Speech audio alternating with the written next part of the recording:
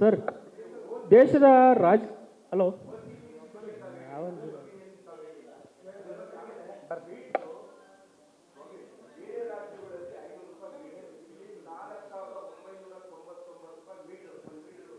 Smart meter scam ಬಗ್ಗೆ ನಾನೇ first ಮಾತನಾಡಿದ್ದೆ. ನಮ್ಮ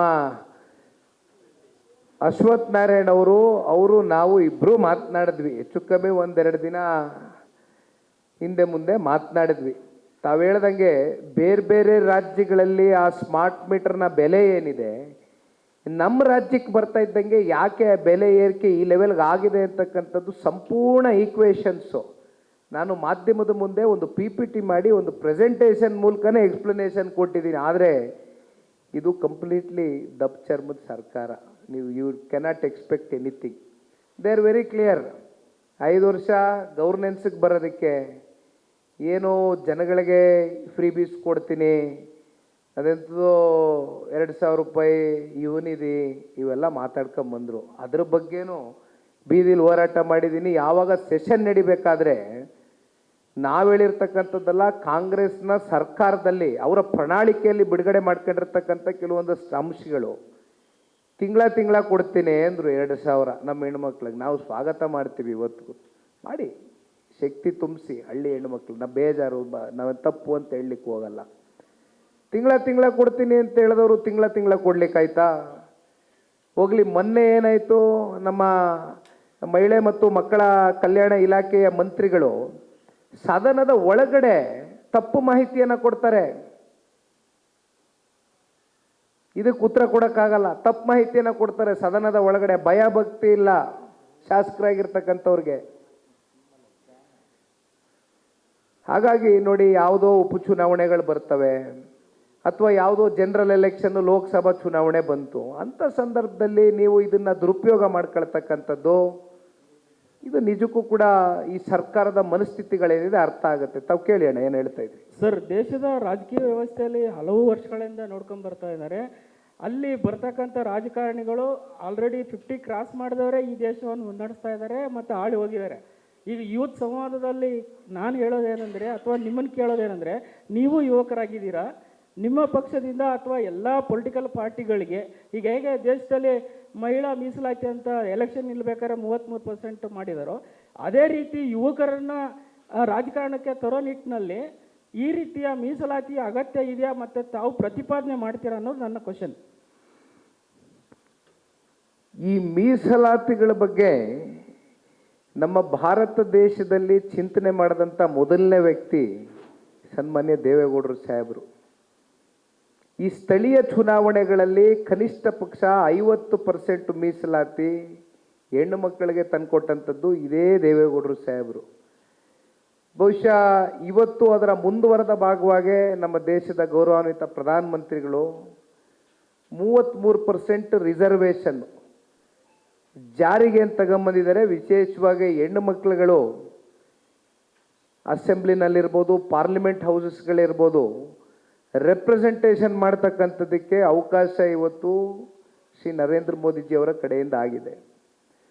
ಇವತ್ತು ನನ್ನ ಪಕ್ಷದ ಪರಿಮಿತಿಯಲ್ಲಿ ನಮ್ಮ ಚೌಕಟ್ಟಿನಲ್ಲಿ ನಾನು ಮಾತನಾಡ್ತಕ್ಕಂಥದ್ದಾದರೆ, ಬಿಕಾಸ್ ಯು ರೈಟ್ಲಿ ಸೆಡ್, ಇವತ್ತು ನಮ್ಮ ಭಾರತ ದೇಶ ಅತಿ ಹೆಚ್ಚು ಯುವಕರು ಇವತ್ತು ನಮ್ಮ ಭಾರತ ದೇಶವನ್ನು ಪ್ರತಿನಿಧಿಸ್ತಾ ಇದ್ದಾರೆ. ಬಹಳ ದೊಡ್ಡ ಸಂಖ್ಯೆಯಲ್ಲಿ, ಅಪಾರ ಸಂಖ್ಯೆಯಲ್ಲಿ. ಆದರೆ ಅವರಿಗೆ ರಾಜಕೀಯದಲ್ಲಿ ನಾವು ಯಾವ ರೀತಿ ಶಕ್ತಿಯನ್ನು ತುಂಬಿಸ್ಬೋದು ಅಂದರೆ, ಬಹುಶಃ ಇವತ್ತೇನು ಈ GBA ಚುನಾವಣೆ ನಡೀತಾ ಇದೆ, ಗ್ರಾಮ ಪಂಚಾಯಿತಿ ZPTP ಚುನಾವಣೆಗಳು ಕಂಡಕ್ಟ್ ಮಾಡಲೇಬೇಕು ಅಂತ ಈಗಾಗಲೇ ಸುಪ್ರೀಂ ಕೋರ್ಟು ಕೂಡ ಭಾಳ ಗಂಭೀರವಾಗಿ ಡೈರೆಕ್ಷನ್ಸ್ ಕೊಟ್ಟಿದ್ದಾರೆ. ಸೊ ಇವೆಲ್ಲವನ್ನು ಎದುರು ನೋಡಬೇಕಾದಂಥ ದಿನಗಳಲ್ಲಿ ನಾನು ಪಕ್ಷದ ಚೌಕಟ್ಟಿನಲ್ಲೂ ಕೂಡ ಚರ್ಚೆ ಮಾಡಿದ್ದೇನೆ. ಮುಂದಿನ ದಿನಗಳಲ್ಲಿ ಯುವಕರನ್ನ ಲೋಕಲ್ ಬಾಡಿ ಎಲೆಕ್ಷನ್ಗಳಲ್ಲಿ ಆದ್ಯತೆಯನ್ನು ಕೊಟ್ಟು, ಅಂದರೆ ಅಗೇನ್ ಇಟ್ ಡಿಪೆಂಡ್ಸ್, ನೀವು ಗ್ರೌಂಡಲ್ಲಿ ಯಾವ ರೀತಿ ನಿಮ್ಮನ್ನು ಇಂಥ ಒಬ್ಬ ಯುವಕ ನಮಗೆ ಬೇಕು ಅಂತಕ್ಕಂಥ ಸಂಘಟನೆಯ ಹಿನ್ನೆಲೆಯಲ್ಲಿ ನೀವು ಗುರುತಿಸ್ಕೊಂಡಿರ್ತೀರಿ, ಆ ಬೇಸಿಸ್ ಮೇಲೆ ನಿಮಗೆ ಟಿಕೆಟನ್ನು ಮೊದಲನೇ ಪ್ರಾಮುಖ್ಯತೆ ಯುವಕರಿಗೆ ಕೊಡ್ತೇನೆ ಅಂತ ಹೇಳಿದ್ದೀವಿ. ಪಾರ್ಟಿ ಕಡೆಯಿಂದ ಇದೊಂದು ವಿಚಾರ ನಿಮ್ಮ ಗಮನದಲ್ಲಿ ಇರಲಿ. ಸರ್, ಹಲೋ ಸರ್, ಇಲ್ಲಿ ಒಂದು ಪ್ರಶ್ನೆ. ಆನಂದ್ ಒಂದು ನಿಮಿಷ.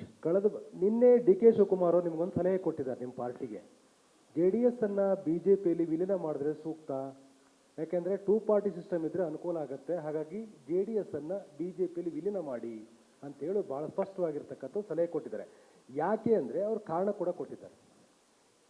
ಬೆಂಗಳೂರು ನಗರದಲ್ಲಿ ನಿಮ್ಮ ಸಂಘಟನೆ ಇಲ್ಲ, ಹಾಗಾಗಿ ಸಹಜವಾಗಿ JDS ಅವರು ಈ ನಿರ್ಧಾರ ತೆಗೆದುಕೊಂಡ್ರೆ ಸೂಕ್ತ ಅನ್ನುವಂಥ ಸಲಹೆ ಕೊಟ್ಟಿದ್ದಾರೆ. ಇದನ್ನು ಸವಾಲಾಗಿ ಸ್ವೀಕಾರ ಮಾಡ್ತಿರೋ, ಇದನ್ನು ಒಂದು ಬೇರೆ ರೀತಿಯಲ್ಲಿ ತೆಗೆದುಕೊಳ್ಳಿಕ್ಕೆ ನೀವು ಮುಂದಾಗ್ತೀರಿ?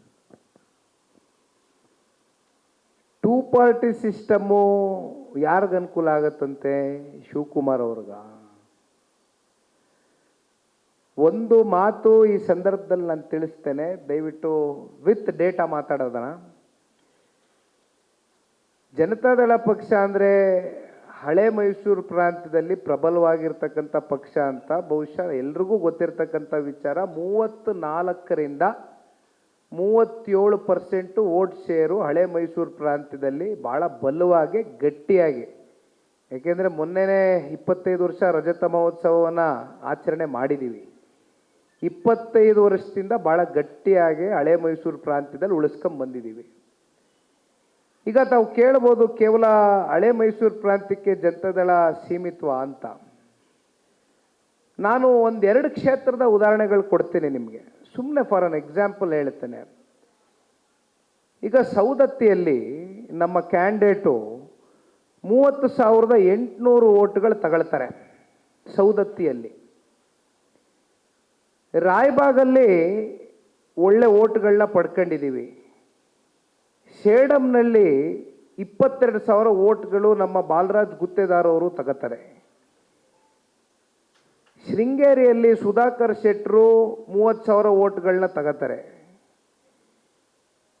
ಅಲ್ಲಿಂದ ಮತ್ತೆ ನಾವು ಅನೇಕ ಕ್ಷೇತ್ರಗಳಿದೆ ಈ ರೀತಿ ಮಾತನಾಡೋದಕ್ಕೆ. ಯಾಕೆ ಇದನ್ನು ಹೇಳ್ತಾ ಇದ್ದೀನಿ ಅಂದರೆ, ಜನ ಅಥವಾ ಕಾಂಗ್ರೆಸ್ನಲ್ಲಿರ್ತಕ್ಕಂಥ ಕೆಲವೊಂದಷ್ಟು ವ್ಯಕ್ತಿಗಳು ಜನತಾದಳ ಪಕ್ಷದ ಶಕ್ತಿಯನ್ನು ಪ್ರಶ್ನೆ ಮಾಡಬಹುದು. ಆದರೆ ಜನತಾದಳ ಪಕ್ಷದ ಶಕ್ತಿ ಏನು ಅಂತಕ್ಕಂಥದ್ದು, ಕಳೆದ 4 ಅಸೆಂಬ್ಲಿ ಚುನಾವಣೆಗಳಲ್ಲಿ 50ರಿಂದ 55 ಲಕ್ಷ ಜನ ಮತದಾರರು ಪ್ರತಿ ಚುನಾವಣೆಗಳಲ್ಲೂ ಕೂಡ ಭಾಳ ಬಲವಾಗಿ ನಮ್ಮ ಪರವಾಗಿ ನಿಂತ್ಕೊಂಡಿದ್ದಾರೆ.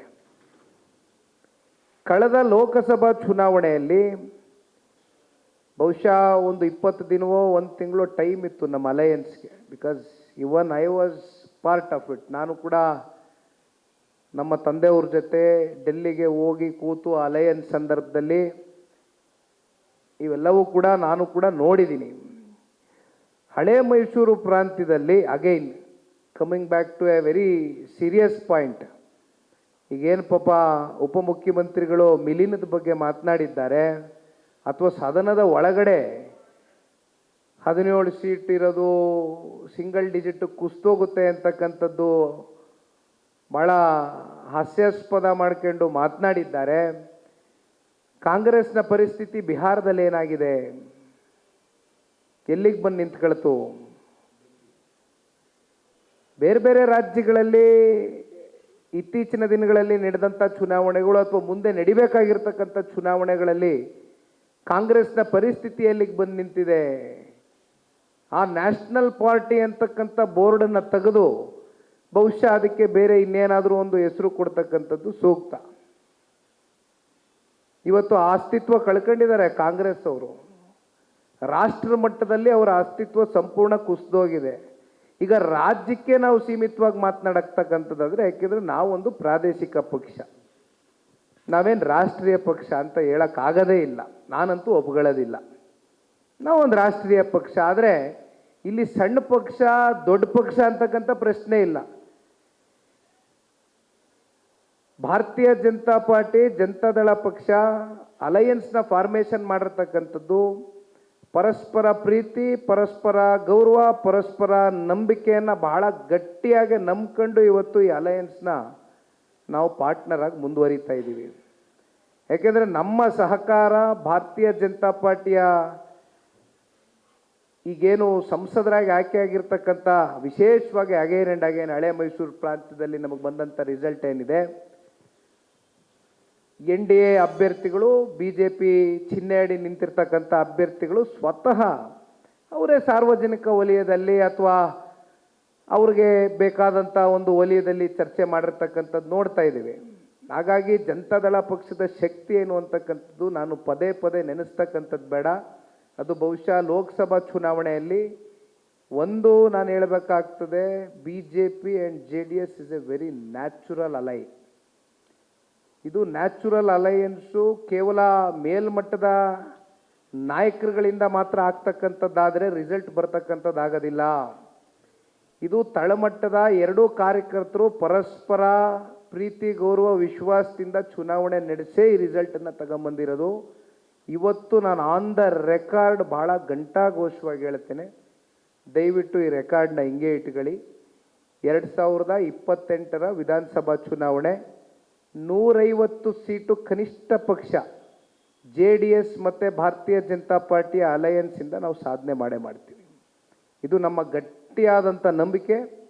ಜೊತೆಯಲ್ಲಿ ಇವತ್ತಿನ ಕಾಲಘಟ್ಟದಲ್ಲಿ 2.5 ವರ್ಷ ಏನು ಕಂಪ್ಲೀಟ್ ಆಗಿದೆ ಕಾಂಗ್ರೆಸ್ನ ಸರ್ಕಾರದ ಆಡಳಿತ, ಪ್ರತಿಯೊಂದು ಹಂತದಲ್ಲೂ ಕೂಡ ಇವತ್ತು ಲಾ ಆ್ಯಂಡ್ ಆರ್ಡರ್ ಸಮಸ್ಯೆ ಎಲ್ಲಿಗೆ ಬಂದು ನಿಂತಿದೆ. ಅತಿ ಶೀಘ್ರದಲ್ಲೇ ಬೆಂಗಳೂರಿನಲ್ಲಿ 2.5 ವರ್ಷದಲ್ಲಿ ಲಾ ಆ್ಯಂಡ್ ಆರ್ಡರ್ ಸಮಸ್ಯೆಗಳು ಬೀದಿಗೆ ಬಂದು ನಿಂತು ಜನ ಇವತ್ತು ಚರ್ಚೆ ಮಾಡ್ತಾ ಇರ್ತಕ್ಕಂಥ ವಿಚಾರ, ಒಂದು ಹೋರಾಟವನ್ನು ಇದೇ ತಿಂಗಳು ಕೈಗೆತ್ಕೊಳ್ತಾ ಇದ್ದೇವೆ. ಬೀದಿಲಿ ಕೂತು ಹೋರಾಟ ಮಾಡ್ತೇವೆ, ಮನೇಲಿ ಕೂತು ಹೋರಾಟ ಮಾಡೋದಿಲ್ಲ. ಇನ್ನು ಡೆವಲಪ್ಮೆಂಟ್ ವಿಚಾರಕ್ಕೆ ಸಂಬಂಧಪಟ್ಟಂತೆ ಒಂದು ಕಡೆ ಸೋಷಿಯಲ್ ವೆಲ್ಫೇರ್ ಸ್ಕೀಮ್ ಬಗ್ಗೆ ಚರ್ಚೆ ಮಾಡ್ತೀರಿ, ಅಲ್ಲೂ ಕೂಡ ನೀವು ಹಣ ಪೂರೈಕೆ ಮಾಡೋಕ್ಕಾಗ್ತಾ ಇಲ್ಲ. 16ನೇ ಬಡ್ಜೆಟು 17ನೇ ಬಡ್ಜೆಟು ಮಂಡನೆ ಮಾಡಿದ್ದೀನಿ ಅಂತ ನಮ್ಮ ಮುಖ್ಯಮಂತ್ರಿಗಳು ಹೇಳ್ತಾರೆ. 4 ಲಕ್ಷ ಕೋಟಿ ದೊಡ್ಡ ಪ್ರಮಾಣದ ಬಡ್ಜೆಟ್ಟು ಅಂತಾರೆ. ಬಟ್ ಬಡ್ಜೆಟ್ ಒಳಗಡೆ ಜನಕ್ಕೆ ಏನು ಕೊಟ್ಟಿದ್ದೀರಿ, ಜನಸಾಮಾನ್ಯರಿಗೆ ಏನು ಕೊಟ್ಟಿದ್ದೀರಿ, ನಿಮ್ಮ ಸ್ವಂತ MLAಗಳಿಗೆ ಡೆವಲಪ್ಮೆಂಟ್ಗೆ ಅಂತ ಎಷ್ಟು ವರ್ಕ್ಸ್ ಕೊಡೋಕ್ಕಾಗಿದೆ?